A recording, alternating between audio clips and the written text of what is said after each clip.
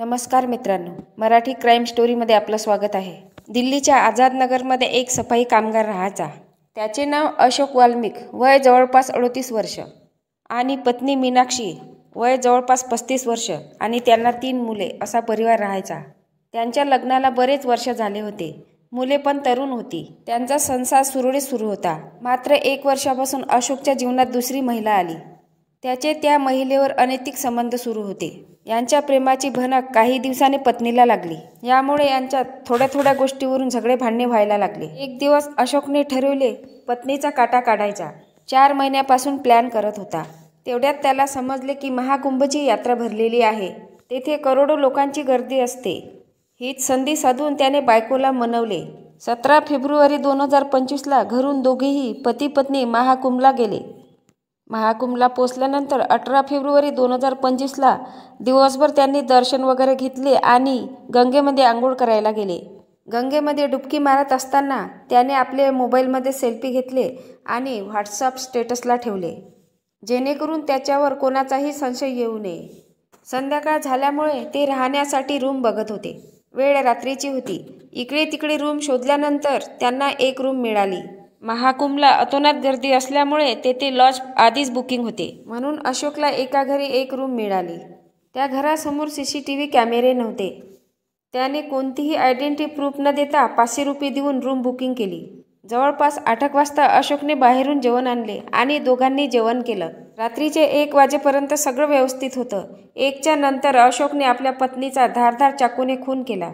पत्नी वॉशरूमला जात होती। यात संधीचा फायदा उचलून अशोकने मागून जाऊन तिच्यावर चाकूने सपासप वार केले। ती रक्ताच्या थारोळ्यात खाली पडली आणि तिचा मृत्यू झाला। अशोकने रक्ताने भरलेला चाकू आणि बॅगमधील सगळे कपडे घेऊन तो बाहेर पळाला। मध्यरात्री खून केल्याबरोबर तो बाहेर पळाल्यामुळे कोणालाही माहीत पडले नाही। काही अंतरावर जाऊन त्याने मुलाला फोन केला, तुझी आई या गर्दीमध्ये हरवलेली आहे। अचानक गर्दीमध्ये तिचा हात माझ्या हातातून निसटला आहे। मी तिला शोधण्याचा खूप प्रयत्न करत आहे, मात्र ती मिळत नाही। तू चिंता नको करू, मी तिला शोधत आहेच। यामुळे मुलाला चिंता वाटली। त्याने लगेच महाकुंभला येण्याचे ठरवले। त्याचे वय जवळपास 21 ते 22 वर्षाचे होते।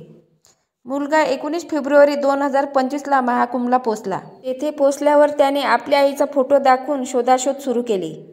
आईचा शोध करत असताना एका चौकामध्ये पोचला। चौकामध्ये तेथे पोलीस उभे होते। त्याने आपल्या आईचा फोटो एका पोलिसाला दाखवला। योगायोग असे की त्याने सांगितले की झुशी पोलीस स्टेशनमध्ये जाऊन पहा, तुझी आई तिथे मिळू शकते। मुलगा पोलीस स्टेशनमध्ये पोहोचला। त्याने आपल्या आईचे फोटो दाखवले आणि रडायला सुरुवात केली। पोलिसांनी त्याला शांत केलं आणि फोटो पाहिले। फोटो पाहिल्यानंतर पोलिसांना शंका आली, या महिलेची लाश मुर्दाघरमध्ये असू शकते। पोलिसांनी त्याला मुर्दाघरमध्ये नेले आणि लाश ओळखण्यास सांगितले। त्याने आपल्या आईची साडी ओळखली आणि हंबरडा फोडला। मृतदेहाची ओळख पटल्यानंतर पोलिसांनी त्याला वडिलांबद्दल विचारणा केली। मुलाने पोलिसांना सगळी हकीकत सांगितली। पोलिसांना त्याच्या वडिलांवर संशय आला। मुलाने वडिलांना फोन केला आणि सांगितले की बाबा, तुम्ही इथे परत या, आई मला मिळाली आहे। अशोकला मुलावर संशय आला नाही। तो लगेचच तिथे आला। पोलिसांनी लगेच त्याला ताब्यात घेतले आणि विचारपूस केली। सुरुवातीला मात्र तो काहीच सांगत नव्हता। मी काहीच केलं नाही असे तो बोलत होता। पोलिसांनी पोलिसी खाक्या दाखवताच तो पोपटासारखा बोलू लागला आणि सगळं सत्य बाहेर आलं।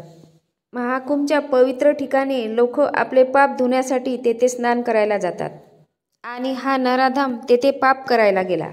अनैतिक संबंधात अडथळा येणाऱ्या बायकोलाच त्याने संपवले। घरी तरुण मुले असताना त्यांना मुलाचाही विचार केला नाही। महाकुंभच्या पवित्र ठिकाणी जाऊन त्याने असे पाप केलं, आपण विचारही करू शकत नाही। शेवटी त्याचा पापाचा घडा भरला आणि मुलानेच त्याला तुरुंगात पाठविले। तुम्हाला या घटनेबद्दल काय वाटते नक्की कमेंट बॉक्समध्ये सांगा। नवीन असाल तर चॅनलला सबस्क्राईब करा, लाईक करा। भेटूया पुढल्या व्हिडिओत। जय महाराष्ट्र।